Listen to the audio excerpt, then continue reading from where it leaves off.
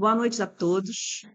Sejam todos bem-vindos à Fraternidade Francisco de Assis, Casa de Bezerra de Menezes, na nossa noite de estudos. Hoje nós teremos como tema principal o Evangelho segundo Carlos Torres Pastorino, e é uma perspectiva muito interessante, né, que ele passa para a gente quando ele vem falar sobre a genealogia do Cristo, né, e que é um trabalho de pesquisa, mas que faz com que a gente comece, sabe, vamos dizer assim, a confirmar tudo aquilo que a casa vem nos passando, né?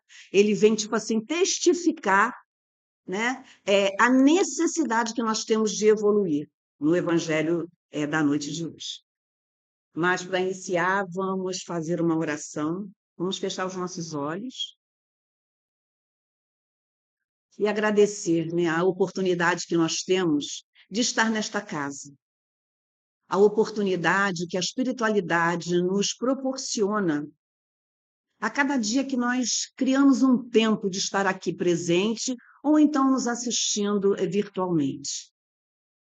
Pois essa energia emanada por esses irmãos nos auxilia a expandir a nossa mente, a expandir o nosso coração, a nos ajudar nessa jornada que todos nós precisamos galgar na nossa vida física. E assim, que a paz se estabeleça nos nossos corações, que a noite de hoje transcorra em paz e em divina ordem, e graças a Deus. Bom, a nossa casa, ela nos dá exercícios. Eu digo exercícios porque eu gostaria que a gente realmente pudesse ter uma prática, né? Uma prática de trabalhar a meditação. E nesse mundo moderno, de muita correria, de muitas ações simultâneas, né? A gente realiza, a gente acorda com uma intenção e às vezes termina o dia sem conseguir pôr essa intenção em prática, em função das cobranças que às vezes a gente mesmo se faz. A gente não estabelece uma rotina que dê para a gente uma fluidez, uma união de tudo aquilo que a gente precisa realizar. Então, a fraternidade, ela nos orienta a fazermos um trabalho de meditação, né? De fazer com que a nossa mente, ela relaxe, ela não fique, a gente não fique antenada, né? Vamos usar o termo moderno, né? Antenado o tempo todo. A gente precisa relaxar, a mente precisa descansar. Então, a casa nos orienta a fazermos esse trabalho com o auxílio de um triângulo, e esse triângulo, a cada mês, ele representa uma cor. Esse mês, ele representa a cor branca, né? E o branco, como todos nós já sabemos, é a síntese de todas as cores. Se a gente fizer um exercício em casa, de fazer um círculo, dividir ele em 7, pintar com as 7 cores do arco-íris e girar, a gente vai perceber que o que ele expressa para a gente é a cor branca. Porque o lúdico faz com que a gente realmente traga para nós essa verdade. Não trabalhamos só no concreto, né? E a gente pode mencionar que essa cor e este exercício, né? O exercício nesta cor, ele vai fazer com que a gente estimule a nossa glândula pineal e a nossa glândula hipófise. E como nós trabalhamos com as nossas questões espirituais, são duas glândulas de fundamental importância que a gente as ative, né? E quando a gente se propõe a fazer o exercício com o triângulo, né, e projetar esse triângulo nessa direção, mentalmente, né, a gente visualiza o triângulo, corre com os olhos nos 3 vértices, né, porque é um triângulo equilátero, fica fácil da gente memorizar, fechar os olhos e trazer essa imagem para essa região, nós estaremos já fazendo esse exercício de meditação, de meditar numa coisa só.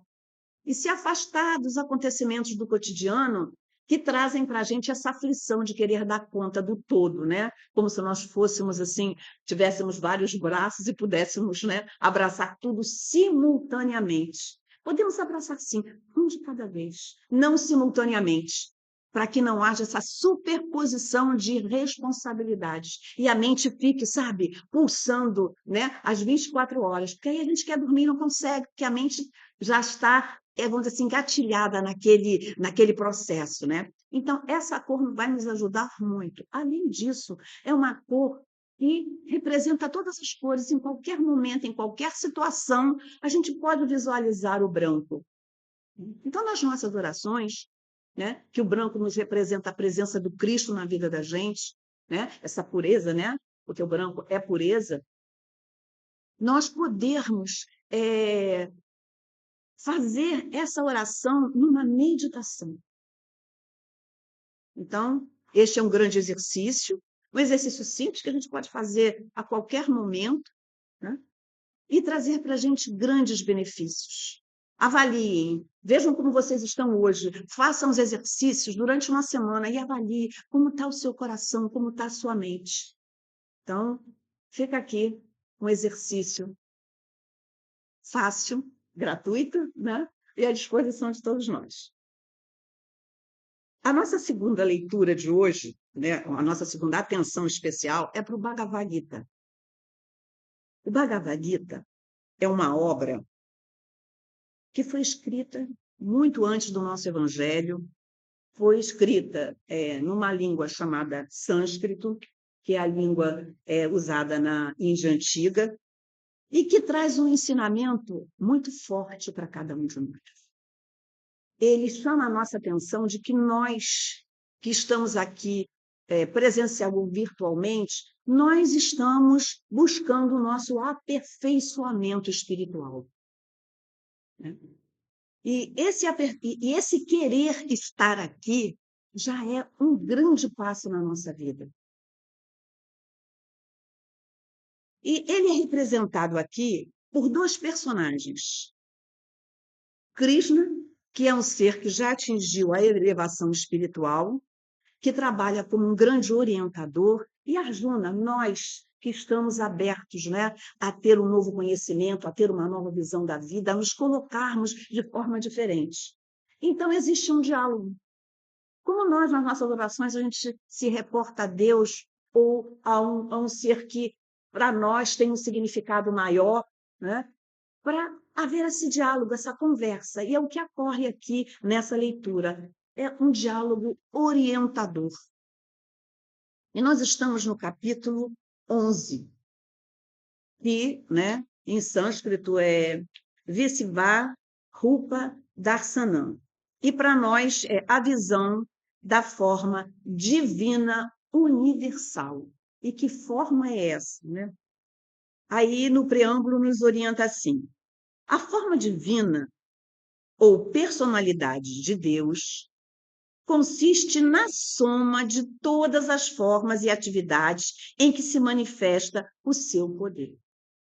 Então, já nessa fase, ele já diz tudo. Ele já diz quem ele é, né? E qual é a capacidade que ele tem de nos auxiliar nessa trajetória. Basta que nós estejamos abertos a isso. E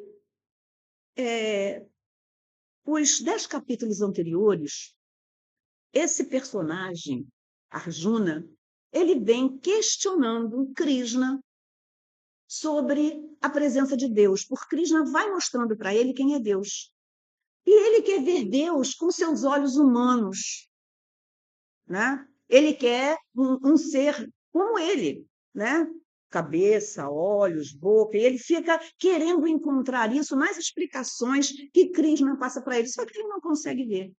Então, chega um momento das suas indagações e das suas aberturas que ele começa a se abrir, porque ele quer aprender, ele quer entender quem é.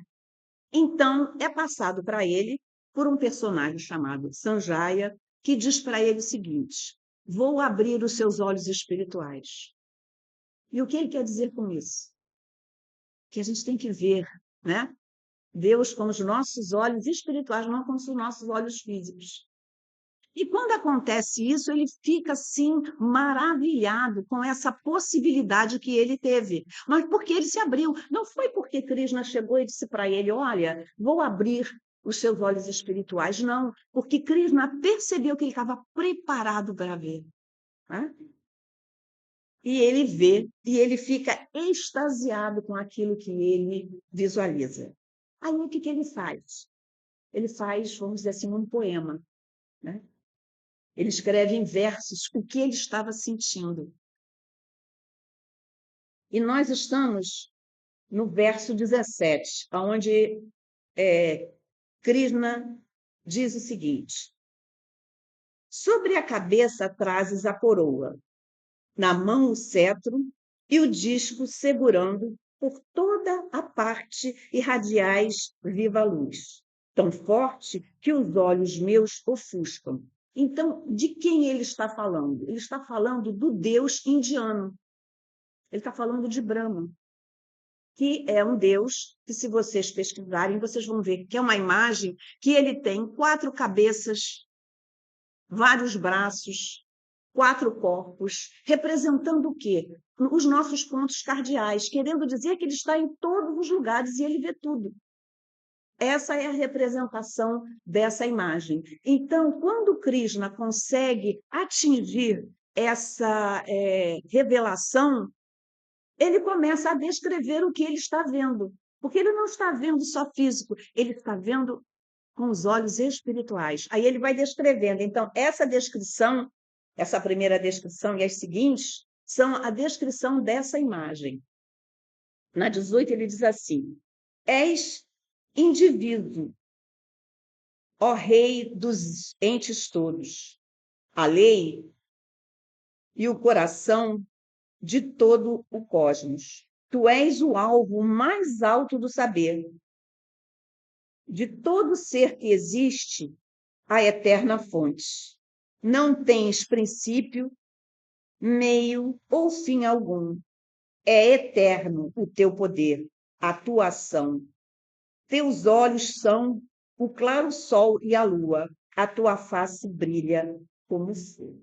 Olha que visão que ele tem, porque você pode ver uma imagem, né, uma estátua, mas ele conseguiu ver além daquela estátua. Ele viu, ele repercutiu, irradiou toda aquela energia que aquele ser emanou para ele.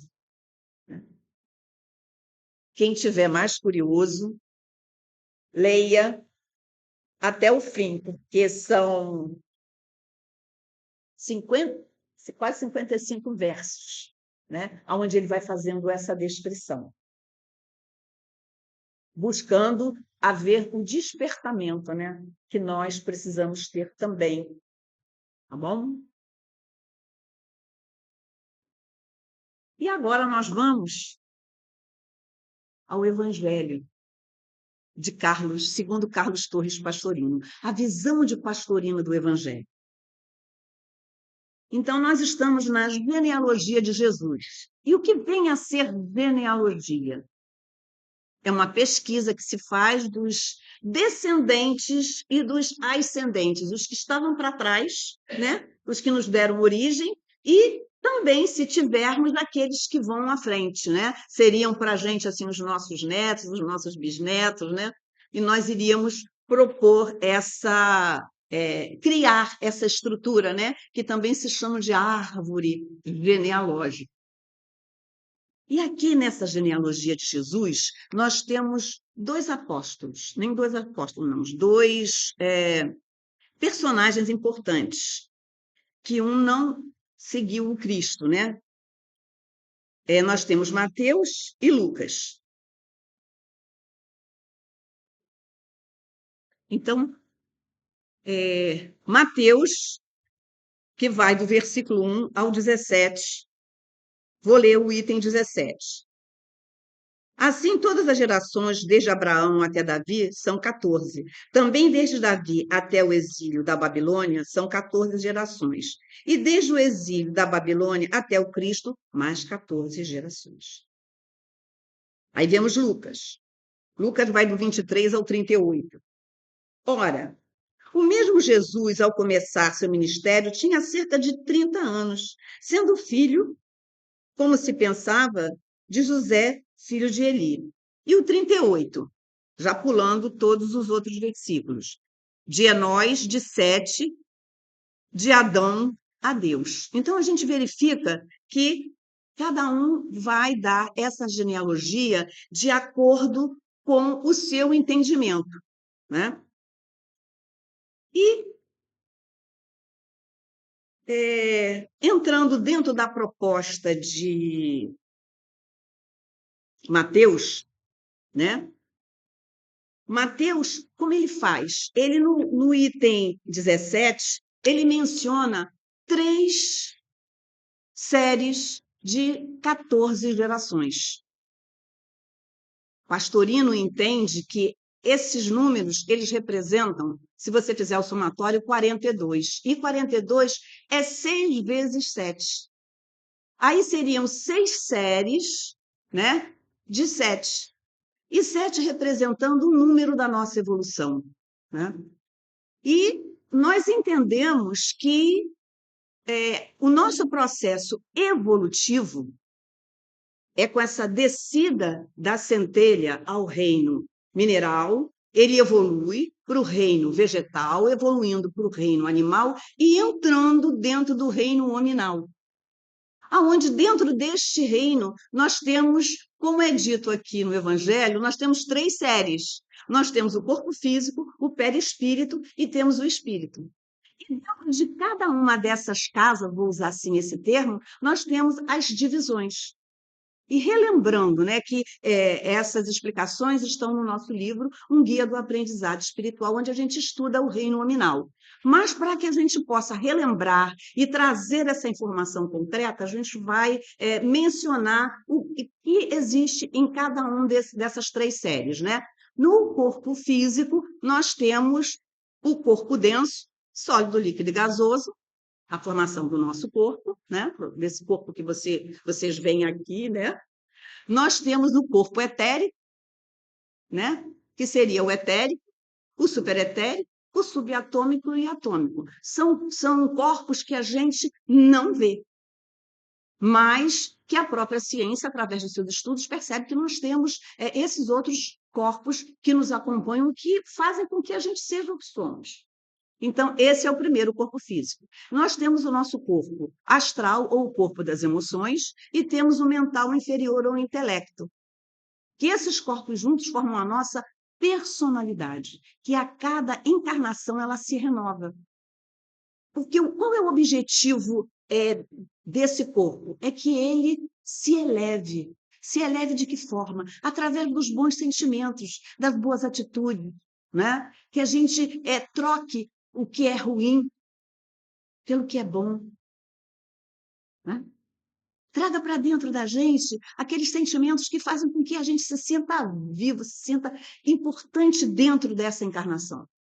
Aí nós temos acima, né, a nossa individualidade, o nosso corpo mental superior, nós temos o corpo intuicional e o corpo espiritual. Então, nós já temos aqui as 3 séries de 7, não, perdão, de 14, como é falado no versículo 17 de Mateus, mostrando para nós que essa centelha ela faz esse caminho, ela faz essa trajetória. Depois que entra no reino nominal, não tem como voltar.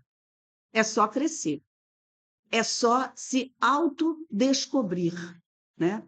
Através de exercícios, através de boas leituras, através de estudos, que a gente não pode negar que o estudo amplia a nossa capacidade de entendimento, né? E voltando a falar também, não só da parte numerológica, né? Mas a gente utilizando a explicação de Pastorino e o que Mateus fala a respeito de Abraão, que seria o primeiro, né? A gente verifica que em sânscrito Abraão quer dizer Adam, e Adam não é um nome, é um substantivo comum, se chama homem, né? E o que acontece com essa visão de Pastorino? Ele entende que o ser humano, né? Ou seja, a centelha, quando entra no reino nominal, ela tem que fazer este caminho. Então, ele reforça a contagem que ele fez, né, de 6 vezes 7, 42, onde ele vai usando o 7 como um número de evolução. Depois vem Davi, nessa leitura, que ele diz, né, no livro da genealogia de Jesus Cristo, filho de Davi, filho de Abraão. Então, ele já falou de Abraão, agora ele vai falar de Davi. Quem é Davi? Na leitura de Pastorino. Ele coloca Davi como vamos dizer assim, passando por um grande processo do emocional, porque ele vê Abraão como homem, como corpo físico, Davi como corpo emocional, e que precisa ser o quê? Trabalhado, como a gente vem falando, né? Desde o início da nossa aula, como a gente precisa trabalhar esse nosso corpo emocional. E essa seria a segunda série, né? A primeira série, Abraão com o corpo físico, a segunda série, né? Davi com o corpo emocional, e depois ele vem falando da parte espiritual, que seria o terceiro, né? Que seria a individualidade. E ele vai e menciona aqui, né? Na leitura, que é importante que a gente desperte e cresça. Não tem como, vou ser um pouco repetitiva, né? Mas não tem como a gente não entender que entrou no reino nominal, vai crescer. A gente vai ter que fazer as nossas descobertas, né? E no item 16 dessa mesma leitura, ele diz assim, ele vem falando dessa genealogia, por isso que eu a li. E Jacó gerou José, esposo de Maria, da qual nasceu Jesus, o chamado Cristo. Aí a gente se reporta aos outros capítulos do próprio Evangelho, que é o nascimento de Jesus, né? Anjos e pastores e a visita dos anjos, onde ele vai explicar esses elementos, ele vai mostrar para a gente essa leitura dos elementos do próprio Evangelho, que está por trás das letras. Porque é o que Pastorino faz. Ele vai ajudando a gente a desvendar, né? A história, que a história aconteceu, não vamos questionar, mas por trás dela existe um grande ensinamento. Então, quando ele fala em Jacó, Jacó é o homem comum, ou seja, é o nosso corpo físico. Gerou José, o intelecto, que está onde? Na nossa individualidade. E a esposa Maria, ligado à intuição, também na nossa individualidade, do qual nasceu Jesus, já indivisível, né? O chamado Cristo. Ou seja, todo esse processo é para a gente descobrir que interno, o Cristo vive interno dentro de nós. No momento que a gente passa por todos esses caminhos de corpo físico, de perispírito, de corpo espiritual, é porque nós já conseguimos despertar essa centelha divina que está aqui dentro da gente, que é o que ele chama aqui do o eu interno. Então, vocês vejam o que Mateus buscou passar para nós dentro desse item, tá? Agora vamos falar da passagem de Lucas, que não é diferente, é o mesmo processo, só que, vamos dizer, trabalhado de uma forma assim, para nos chamar a atenção. Então, ele diz assim para a gente, que Lucas, Davi, Mateus passou para a gente 42. Já Lucas, 76 gerações, né? E mostrou para a gente que são 7 degraus de 11 que a gente tem que galgar. Só que esse 11 ele tem uma representatividade do infinitamente. Porque o que acontece conosco? Quem de nós aqui sente que o que já vivenciou é o suficiente para essa nossa evolução espiritual? Conseguimos passar pelas provas que chegaram até nós, ou nós vamos ter que repetir essas provas? Então, é o que Lucas diz aqui. Nós vamos estar ainda num processo de retorno, numa samsara, retornando para poder aprender aquilo que passou.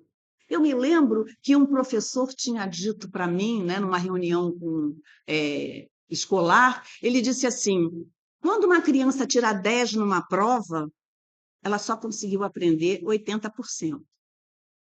da matéria.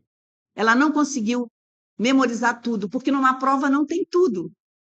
A prova não contém toda a matéria, não é verdade? Né? Então, você não pode avaliar que a criança sabe tudo. É como nós não sabemos tudo. Ainda fica para trás alguma coisa na nossa vida. Então, esse retorno ele é hiper importante para nós nos estabelecermos, nós conseguirmos vencer, né, essa, vamos dizer assim, esse momento, né, até eu digo mental, porque se nós estamos sentados aqui é porque a nossa mente está querendo mais.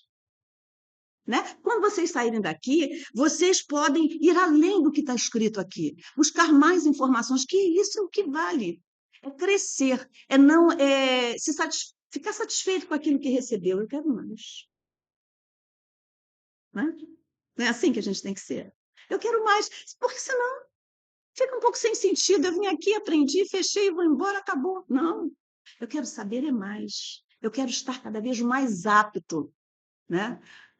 Eu me vi lendo aqui a iniciação, né? Todo esse processo, porque é muito rígido, né? E eu disse assim: não estou preparado ainda para isso, mas um dia estarei. Em alguma encarnação eu estarei preparada para isso, porque eu estou buscando, dentro das minhas condições, porque a gente tem que dar passos que a gente possa alcançar, né? A gente não pode querer ir além, né?